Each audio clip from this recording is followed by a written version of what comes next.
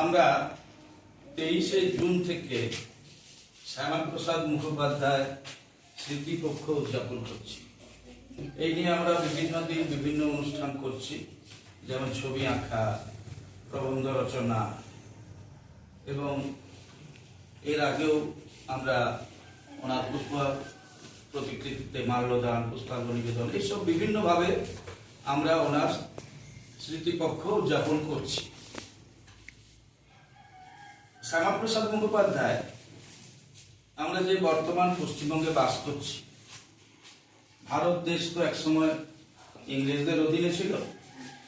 তারপর ইংরেজরা যাওয়ার সময় আমাদের দেশটাকে দুটো ভাগে ভাগ করে দেয়, একটা অংশ পাকিস্তান, একটা অংশ ভারত।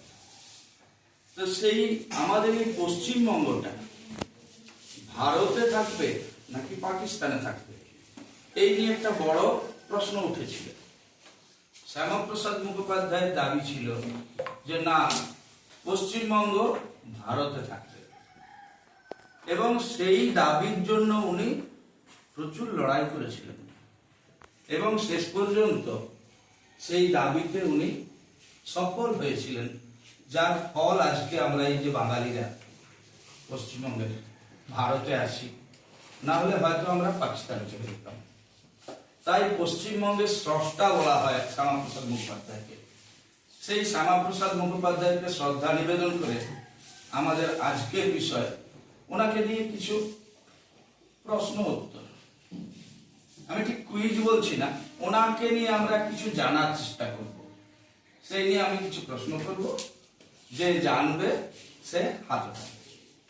সাধারণ ওনার জীবন নিয়ে এতদিন ধরে আমরা প্রতিদিন কিছু না কিছু আলোচনা করছি, সেই নিয়ে প্রশ্ন থাকবে।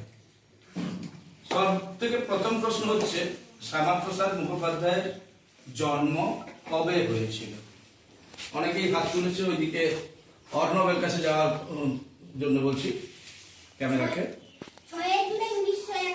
একদম সঠিক উত্তর, হাততালি হয়ে যাবে। আমার পরের প্রশ্ন, শ্যামাপ্রসাদ মুখোপাধ্যায়ের পিতার নাম কি? উনি একজন বিরাট বিখ্যাত ব্যক্তিত্ব। মেয়েদের মধ্যে কারো কাছে যাওয়ার জন্য একটু করছি, খুশি? স্যার আশুতোষ মুখোপাধ্যায়। একদম সঠিক উত্তর, স্যার আশুতোষ মুখোপাধ্যায়। আচ্ছা, স্যার আশুতোষ মুখোপাধ্যায়কে কিন্তু আরো একটা নামে আমরা চিনি, কে বলবে?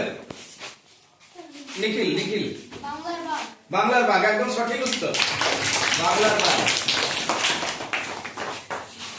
আচ্ছা, শ্যামাপ্রসাদ মুখোপাধ্যায়ের মায়ের নাম কি? আরুষি। আরুষি একদম সঠিক উত্তর, যোগমায়া দেবী। মহিষী যোগমায়া দেবী, একদম সঠিক উত্তর।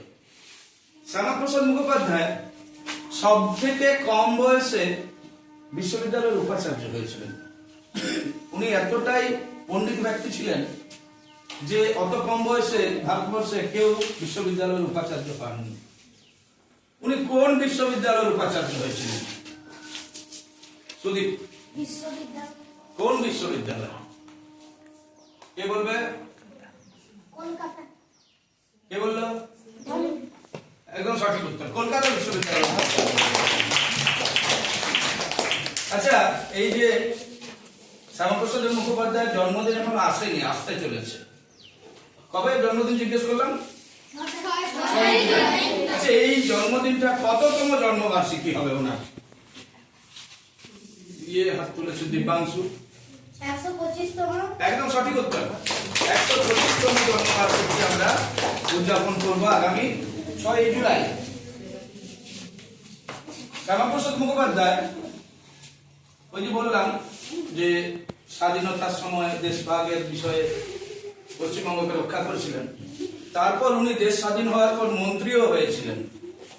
উনি কোন দপ্তরের মন্ত্রী হয়েছিলেন? কে হাত তুলবে? শুভজিৎ, কোন দপ্তর? একদম সঠিক উত্তর, শিল্প দপ্তরের মন্ত্রী হয়েছিলেন। আরে, শ্যামাপ্রসাদ মুখোপাধ্যায় একজন রাজনৈতিক ব্যক্তিত্ব ছিলেন। উনি একটা রাজনৈতিক দলও প্রতিষ্ঠা করেছিলেন। সেই রাজনৈতিক দলের নাম কি কেউ বলতে পারবে? ভারতীয় দিয়ে নামটা ভারতীয় সংঘ ভারতীয় বলো বলো ভারতীয় আচ্ছা যাই হোক, কাছাকাছি গেছে। ভারতীয় জনসংঘ। ভারতীয় জনসংঘ।